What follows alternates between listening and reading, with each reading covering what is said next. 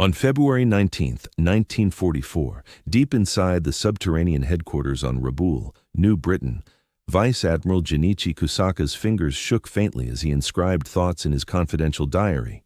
Entries that could have led to a court-martial had Imperial Command uncovered them. The Americans aren't battling us head-on, they're suffocating us slowly.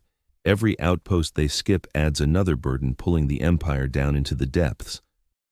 Faintly, through the slim air duct, came the low growl of B-24 Liberators on their routine bombing raids, a predictable ordeal as dependable as dawn ever since the U.S. forces deemed Rabaul unworthy of direct assault.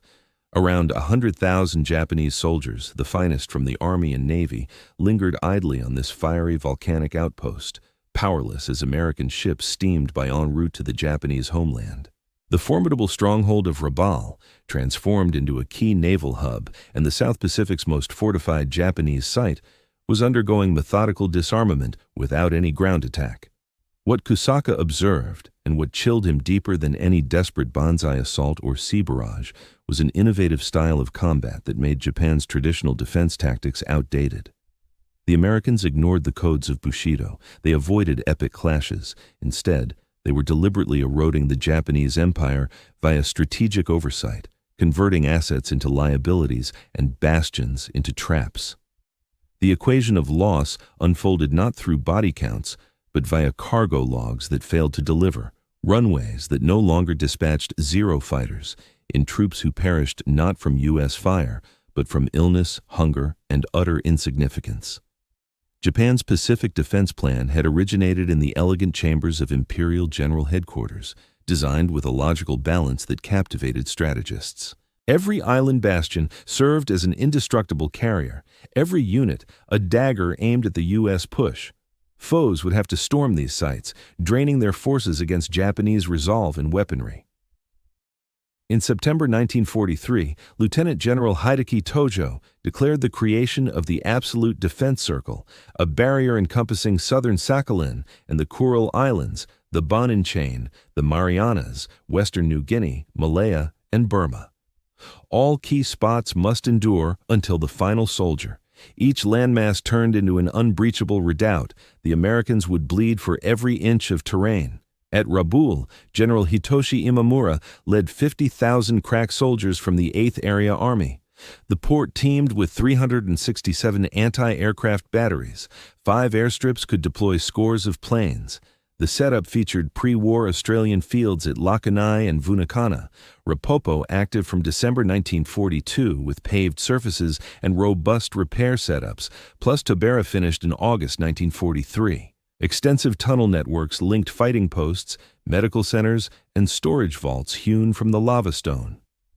Rabaul stands invincible, Imamura assured Tokyo in November 1943. The Americans will break upon our barriers like surf on a cliff face. Neither Imamura nor Central Command grasped that the U.S. had zero plans to grant them that fabled showdown. The insight emerged in June 1943, masked as a triumph. When U.S. troops hit Woodlark and Kirawina on June 30th, Japanese leaders first rejoiced. These specs had minimal guards. Clearly, the enemy shied from true Japanese defenses. Captain Toshio Takahashi, Rabaul's intel specialist, noted in his report, "The foe wants no part of intense fighting. They gnaw at the fringes like rodents, wary of the beast." Yet a nagging doubt lingered in his mind over the scheme. The Americans weren't merely grabbing soft spots, they targeted isles ideal for building bases. Woodlark and Kirawina offered prime spots for aerial support in campaigns unrelated to striking close Japanese holds. The unease mounted with the U.S. push into New Georgia. On June 30, 1943, Japan stationed 10,500 men there, focused on the crucial strip at Munda Point. At last, genuine combat. Yet, after brutal clashes stretching to August, the Americans claimed the field and halted. They skipped chasing the withdrawing Japanese. They forewent sweeping the whole area. They just fortified Munda and pressed ahead. Major Kenji Hatano, a new Georgia veteran, briefed Rabaul. The Americans wage war on their terms. They seize essentials and abandon the surplus to us. We're like an afterthought to them. Come November 1943, the strategy's grim truth sharpened into focus. The U.S. campaign, Operation Cartwheel, sought not to seize Japanese outposts, it aimed to sideline them entirely. Admiral Minechi Koga, head of the combined fleet, had. In response to the Allied assault on Bougainville, Japanese forces hastily deployed carrier-based planes to Rabaul. By November 1, 1943, they relocated 173 carrier aircraft, including 82 Zeros, 45 Type 99 dive bombers, 40 Type 97 torpedo bombers, and 6 reconnaissance aircraft, from the carriers Zuikaku, Shokaku, Zuiho, Junho, Hio, and Ruo, to bolster defenses at Rabaul. These represented Japan's final cadre of skilled carrier aviators, the invaluable experts who had spearheaded the Pearl Harbor raid, crippled British forces at Ceylon, and clashed fiercely at Midway. They formed the cutting edge of Japan's naval air power, now dedicated to safeguarding an outpost that the U.S. had already chosen to sidestep. The U.S. counteraction came quickly and with crushing force. On November 5th, planes from the USS Saratoga and USS Princeton hammered Rabaul, inflicting severe harm on 4 heavy cruisers and 2 light ones. They struck again on November 11th, joined by the Essex, Bunker Hill, and Independence, wrecking much of the surviving naval assets. Yet, it was the ensuing events that sparked the mental breakdown among Japanese leaders. The Americans held back from any landing. They refrained from pressing their gains. Instead, they withdrew after obliterating 121 of the 173 carrier planes and 82 out of 193 air personnel. Zero pilot Yasu Kuwahara, who endured the November clashes, later penned in a post-war found letter, "We triumphed, we repelled them. Then why does victory taste like defeat? They battered our vessels, downed our fighters, and departed. Pursuit eludes us, retaliation lies beyond reach. All we can do is anticipate their return." Lieutenant Commander Toshikazu Omi, top operations officer for the Southeast Area Fleet, started compiling detailed logs on the bypass tactics' real-world toll. His secret documents, seized after the conflict, outline a grim, step-by-step erosion of capabilities through sheer logistics. In November 1943, Rabaul imported 30,000 tons of goods each month. Fuel stocks stood at 60%. Munitions sufficed for 6 months of fighting. By December 1943, resupply missions grew perilous. U.S. subs torpedoed 2 ships for every one that slipped through. Deliveries plummeted to 18,000 tons monthly. Come January 1944, no surface ships had made it to Rabaul for 3 weeks. Submarine runs alone brought in 2,000 tons that month, with fuel at 30%. In February 1944, Japan's top brass opted to halt shipments of fighters or bombers to Rabaul. Acknowledging the pointlessness of aiding a cut-off outpost, the unyielding numbers sealed its fate. Lacking provisions, even the sturdiest bastion turns into a trap.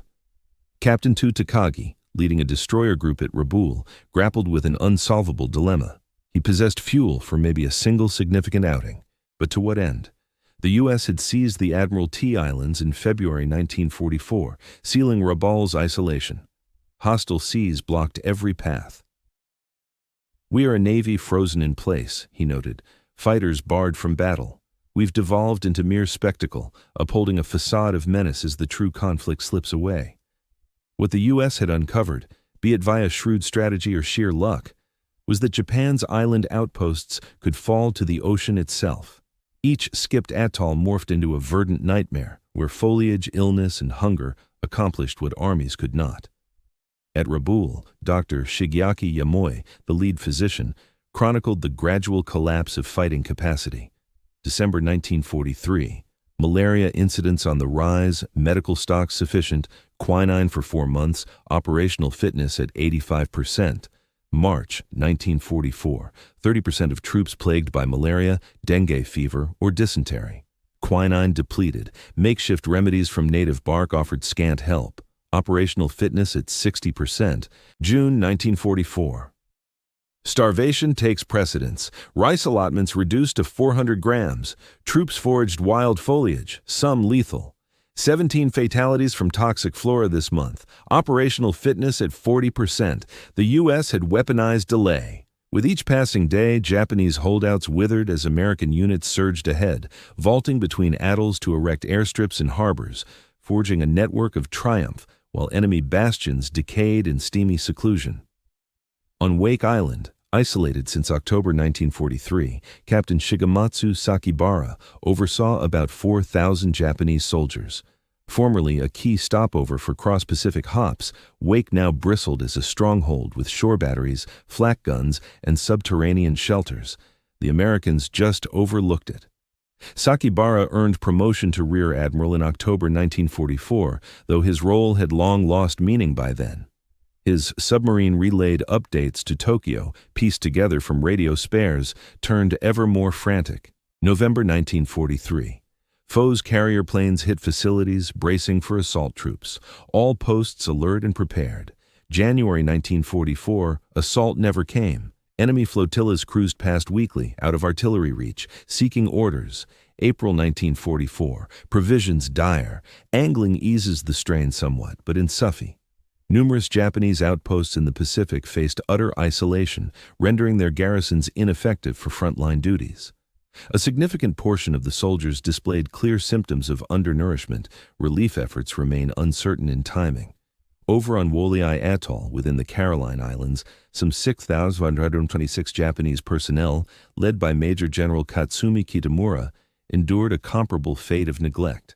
U.S. forces had captured adjacent atolls to establish airstrips, yet they allowed Wolei's defenders to fade into obscurity. Kitamura's personal journal, retrieved post-war, details the mental collapse of his command. On March 31, 1944, the opposing fleet passed by once more, visible through field glasses from a tantalizing distance, yet safe from our artillery. They view us as beneath the effort of elimination. By May 15, 1944, a wireless dispatch arrived stating that reserves were rallying for a pivotal confrontation. Our unit was excluded. We've been cast adrift as forsaken warriors. On August 2, 1944, troops started planting crops. Such labor befalls peasants, not fighters, though necessity compels it. I'm concerned we're evolving into cultivators rather than combatants. The intermittent strikes by American carriers on overlooked strongholds achieved more than tactical harm. These assaults functioned as mental warfare, underscoring the impotence of the bypassed Japanese forces. At Truk, dubbed Japan's Pacific Gibraltar, around 27,000 servicemen alongside the Fourth Fleet had fortified what experts deemed an unassailable stronghold. From February 17 to 18, 1944, under Operation Hailstone, the U.S. Navy's Swift Carrier Group unleashed devastating aerial assaults, obliterating over 250 planes, submerging 2 light cruisers, 4 destroyers, 32 cargo vessels amounting to 200,000 tons, and claiming 4,500 Japanese lives. Vice Admiral Masami Kobayashi, overseeing Truk's operations, confronted the ultimate dread for any leader: obsolescence. In his dispatch to Combined Fleet Command, he conveyed the emotional toll. The U.S. carriers materialized abruptly, hammered with superior might, and then disappeared. Pursuit eluded us. Counterattacks proved impossible. All we could manage was to withstand the blows and patch up the wreckage, fully aware of their inevitable reappearance on their terms. This hardly qualifies as combat. It's sheer agony. Such cycles echoed throughout the ocean theater. Marcus Island, Palau, Yap, each drew sporadic visits from U.S. carriers, sufficient to disrupt any organized defensive preparations, yet never intense enough to grant the valiant clash that Japanese officers desperately sought. Saipan's capture in July 1944 stood as the starkest validation of the leapfrogging tactic's potency. U.S. troops landed on June 15, 1944, deploying superior numbers, over 300 personnel across more than 500 vessels. However, what truly haunted Japanese planners wasn't the Saipan offensive itself. It was the myriad of bastions left untouched. Lieutenant General Yoshitsugu Saito, in charge of Saipan's resistance, got his final briefing on July 6, 1944, prior to his ultimate Banzai assault. The summary outlined the Empire's immobilized assets. Truk, 27,000 soldiers cut off, naval aid unattainable. Rabaul, 100,000 troops stranded, resorting to vegetable farming. Wake, 4,000 personnel isolated, relying on angling for sustenance. Marcus, 4,000 troops cut off, acute water scarcity. Wolai, 6,426 soldiers isolated, famine looms near. More than 200 Japanese fighters, armed with vast ammunition stockpiles, numerous planes, and intricate defenses, remained paralyzed as U.S. advances pressed toward the home islands. These weren't mere losses. They proved far graver. They turned vital resources into burdens. Upon Lieutenant General Tadamichi Kuribayashi's arrival at Iwo Jima in June 1944, he carried insights forged from observing the bypass maneuvers. He swiftly grasped that holding Iwo Jima was untenable. The enemy will inevitably target this Iwo Jima en route to Japan's core, and their attack looms imminent. Departing from prior commanders who schemed for triumph, Kuribayashi devised the costliest possible loss. Drawing lessons from bypassed units' plights, he mastered the broader strategic equation. Instead of positioning barriers along the shores to repel beach assaults head-on, he embraced layered defenses, directing the excavation of 18 kilometers of passages and 5,000 subterranean hideouts across the terrain. In a message to his spouse, undelivered until after his passing, Kuribayashi outlined his approach. "Victory eludes my grasp. It's unattainable. My battle aims to extract a toll from the Americans so steep they'll hesitate to strike the mainland. Each foe we slay here spares one from threatening our shores. We're not safeguarding Iwo Jima. Through our sacrifices, we're shielding Japan." This marked a profound evolution in Japanese doctrine. Kuribayashi banned premature banzai rushes, deeming them futile, and mandated that all troops prolong their resistance until death claimed them. The leapfrogging doctrine had instilled in Japanese leaders the truth that noble demise held no value absent a tactical aim. Gradually, what dawned on Japanese officers was the Americans' transformation of combat fundamentals. The island-leaping method transcended mere evasion for key insights. The strategy revolved around developing an innovative military supply system that rendered conventional defensive strongholds irrelevant.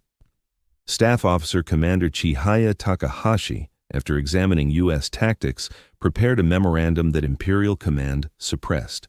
The U.S. forces didn't seize islands outright. Instead, they established mobile hubs.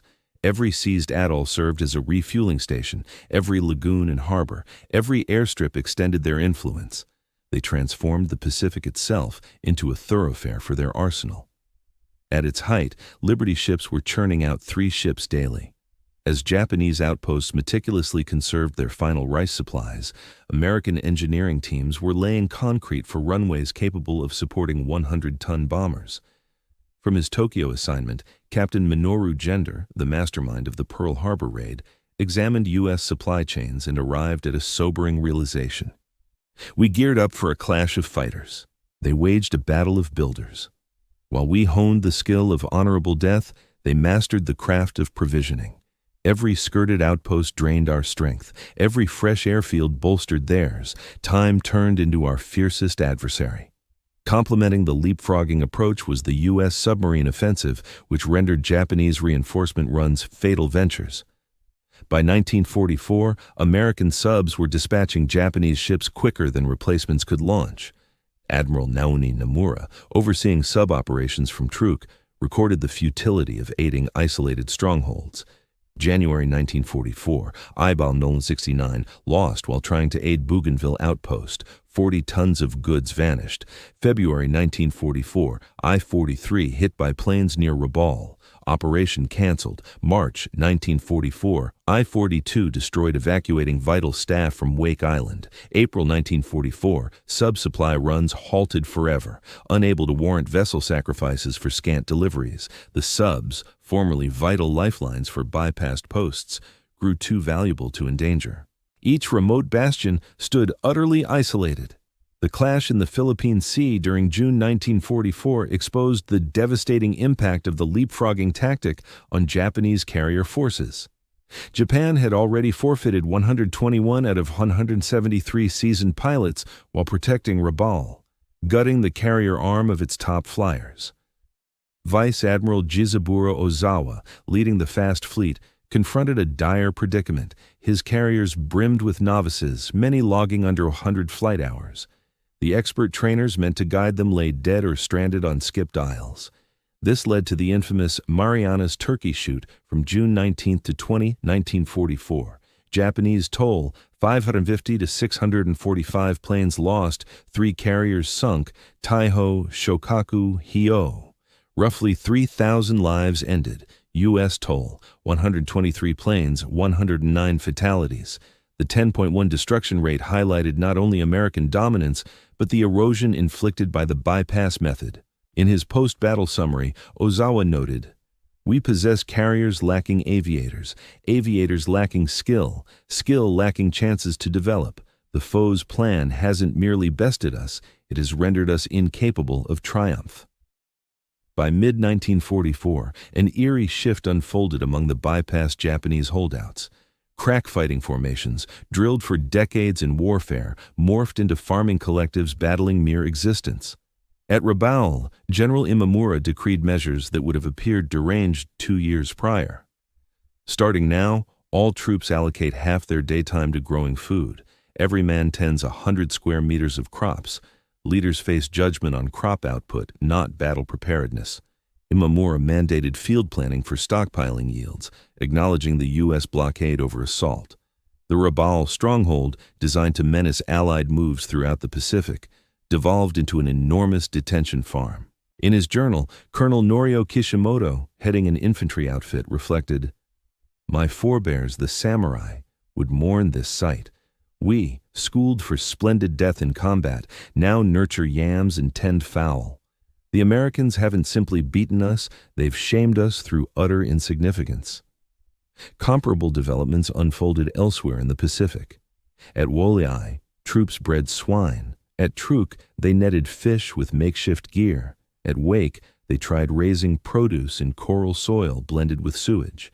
The Imperial Japanese Army, conqueror of Asia's expanse, dwindled to bare-bones cultivation.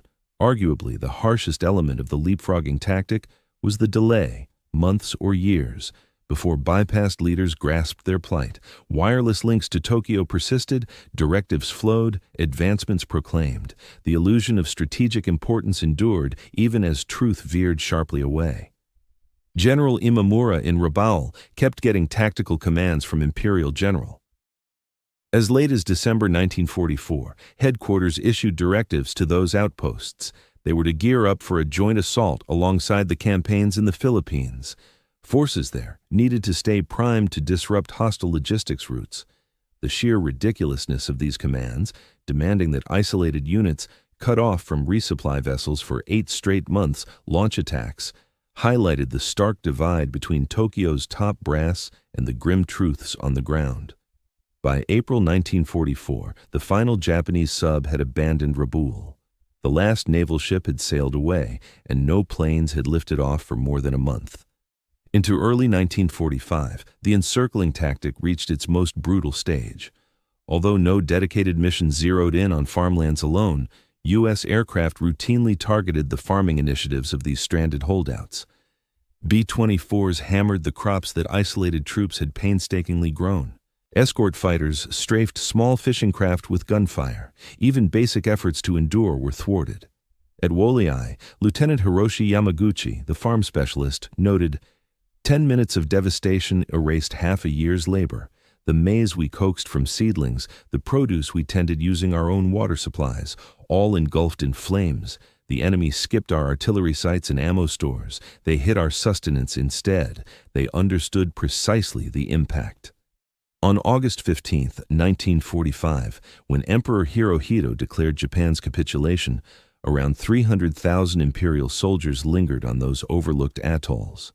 Just at Rabaul, 69,000 troops were still stationed as the empire folded. These fighters endured not via battles, but by tending plots, angling for catches, and gradually wasting away.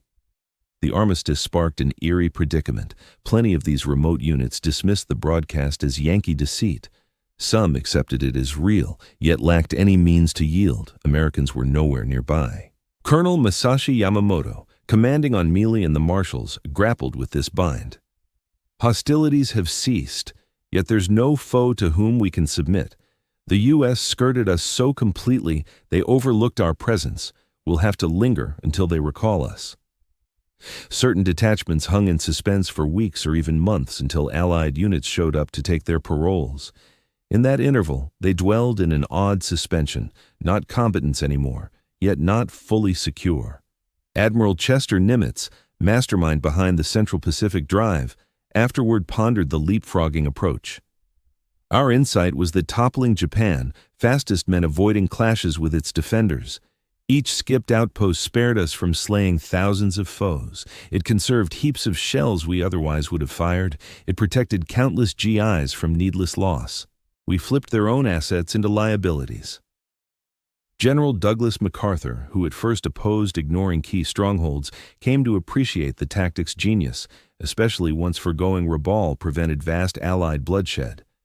Yet the sharpest verdict might belong to Admiral Motome Ugaki, the combined fleet's top aide, who jotted in his journal that February of 1945.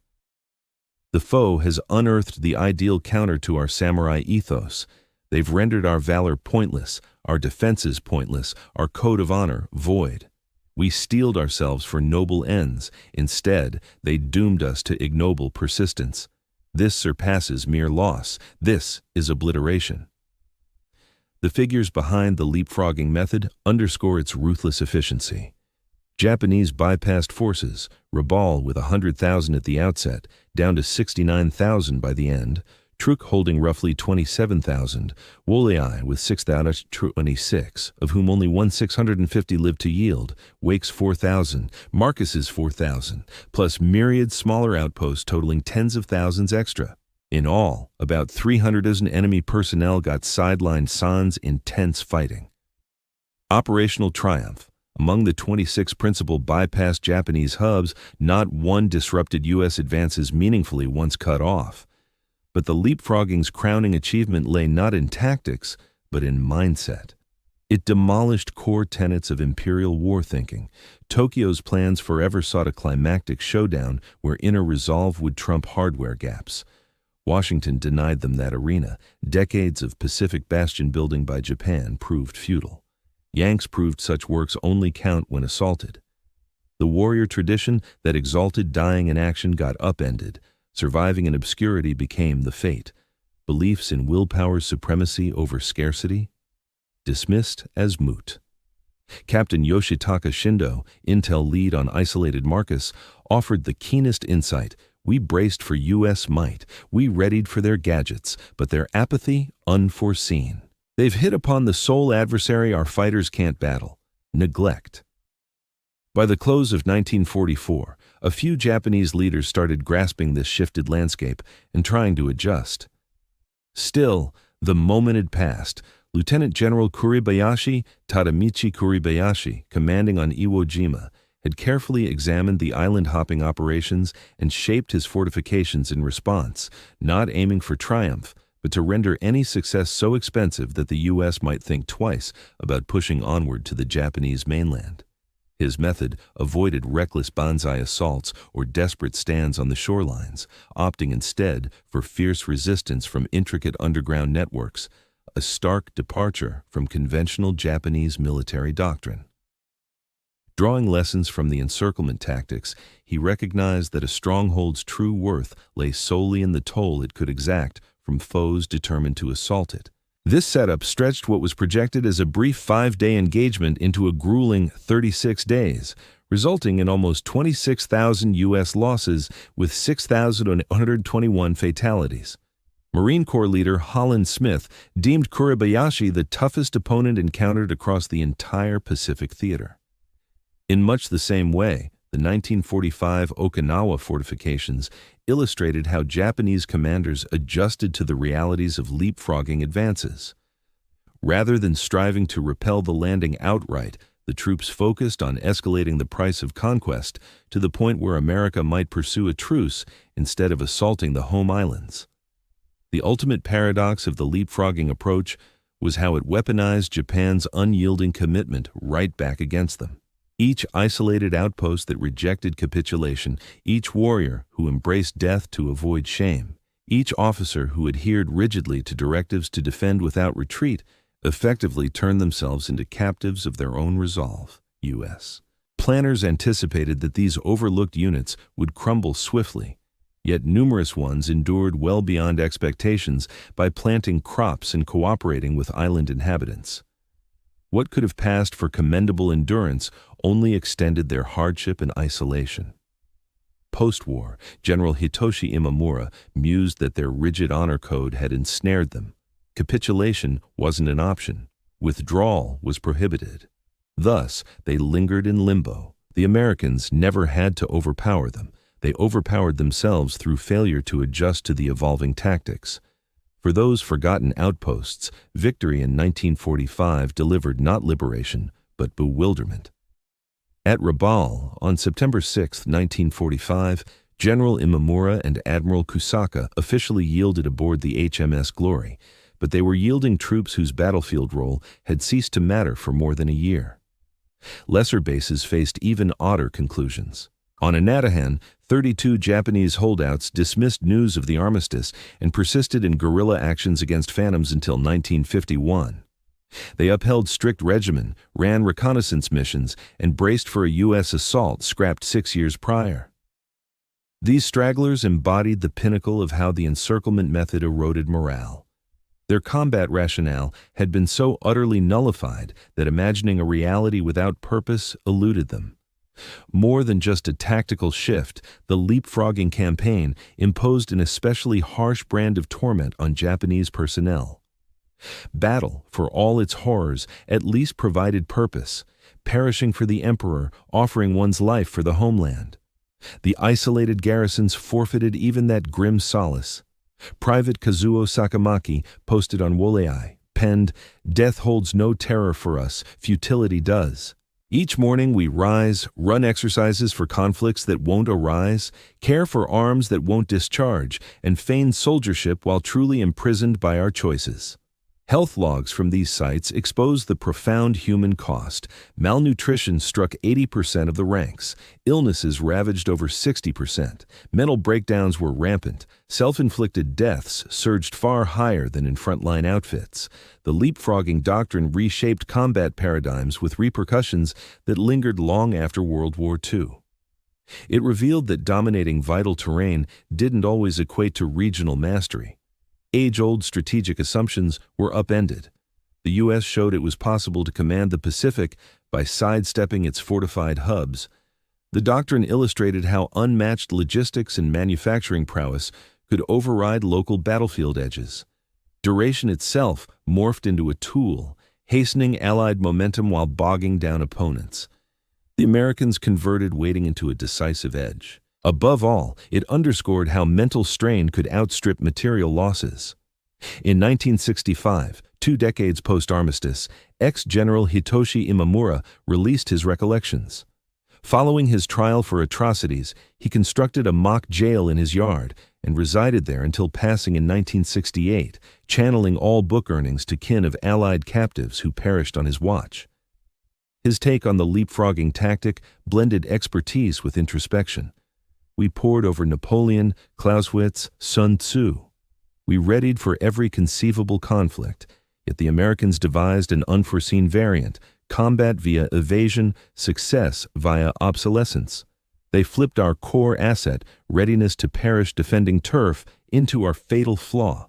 At Rabaul, I led 100,000 of Japan's elite warriors.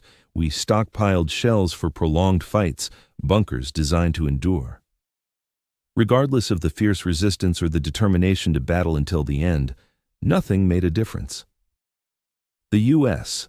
forces bypassed our defenses en route to Japan, leaving us powerless to intervene.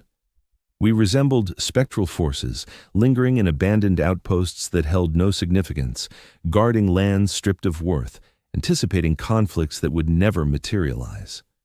That was their masterstroke. They compelled us to undermine our own resolve. With each day spent clinging to those sites, we drained Japan's resources. Every trooper tending crops on Rabaul was one fewer safeguarding the mainland. We weren't overcome. We were simply rendered obsolete. Aspiring commanders ought to examine the U.S. leapfrogging tactics not merely for their operational ingenuity, but for the profound shift in warfare they embodied. It demonstrated that neutralizing a foe's stronghold doesn't require assaulting it directly. Instead, render it pointless. Triumphing in conflict involves reimagining what constitutes success. We haunted ourselves with our utter futility. Our lives had been devoted to achieving honorable demise on the battlefield, yet the Americans condemned us to purposeless existence in solitude. No code of honor equips a fighter for such disregard. We embodied fighters from a storied heritage, clashing against adversaries who embodied tomorrow's warfare. They didn't shatter our plans, they rendered the very concept of planning outdated. This formed the deepest dread of the bypassing operations. It exposed the flaws in all we held true about combat. The starkest evidence of the psychological toll from this approach emerged from Lieutenant Haru Onoda, who persisted in guerrilla warfare on Lubang Island in the Philippines right up to 1974, nearly 3 decades post-armistice. Stationed there on December 26, 1944, with directives to resist surrender at all costs, Onoda endured alongside 3 comrades until he alone remained. On March 9, 1974, his old superior, Major Yoshimi Taniguchi, arrived on Lubang to officially discharge him from service. Onoda yielded command on March 10, 1974, his weapon operational, 500 bullets in reserve, and his 3-decades-old attire preserved. Questioned about his prolonged vigil, Onoda stated, "I anticipated the conflict returning to me. I could never conceive it abandoning me indefinitely." The Japanese dreaded America's bypassing method because it signified more than mere loss. It embodied utter futility. Every martial custom, societal norm, and tactical premise was weaponized against them.